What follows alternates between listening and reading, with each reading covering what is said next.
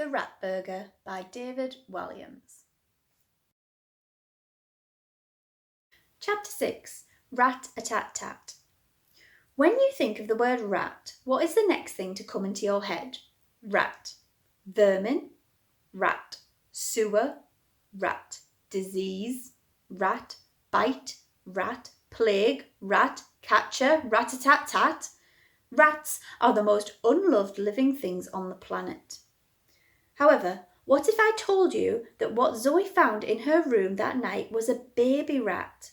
Yes, this was the cutest, sweetest little baby rat that you can imagine, and it was crouching in the corner of her room, nibbling on one of her dirty, hole-ridden socks.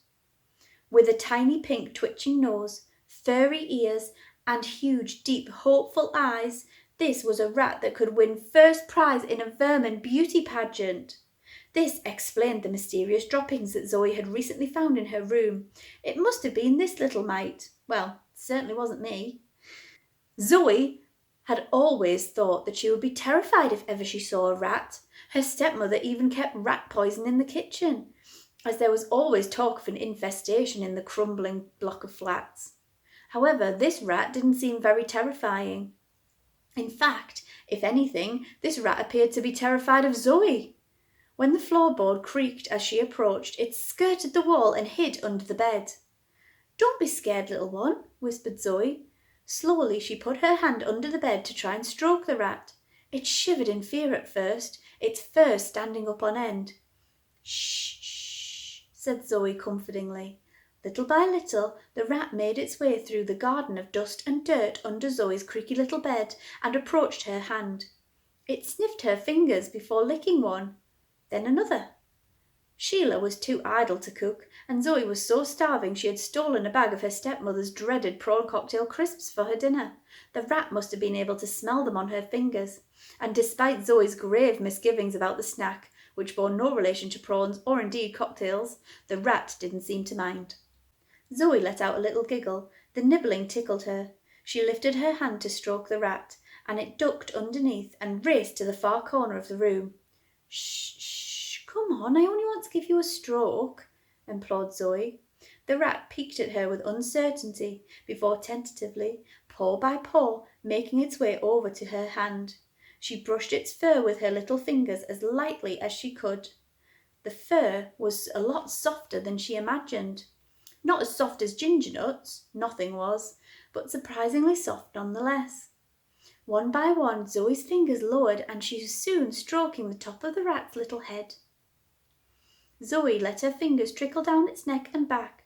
The rat arched its back to meet her hand. Most likely it had never been shown such tenderness before, certainly not by a human. Not only was there enough rat poison in the world to kill every rat 10 times over, but when people saw a rat, they would generally either scream or reach for a broom to whack it with. Looking at this little tiddler now, though, it was hard for Zoe to understand why anyone would want to harm him. Suddenly, the rat's little ears shot up and Zoe quickly turned her head. Her parents' bedroom door was opening and she could hear her stepmother thundering along the hallway, huffing with each step. Hurriedly, Zoe snatched up the rat, cupped it in her hands and jumped back into bed. Sheila would go crazy if she knew her stepdaughter was in bed cuddling a rodent. Zoe took the duvet between her teeth and hid under the covers, waiting and listening. The bathroom door creaked open and closed. Zoe could hear the muffled sound of her stepmother thudding down on the cracked toilet seat. Zoe sighed and opened her hands. The baby rat was safe.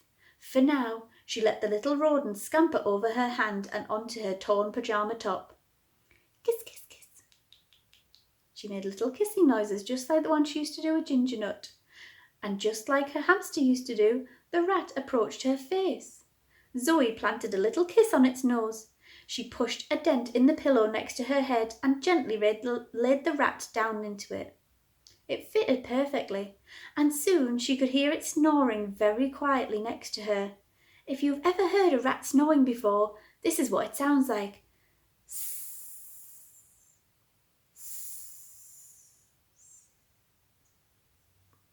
"Now, how on earth am I going to keep you a secret?" Zoe whispered.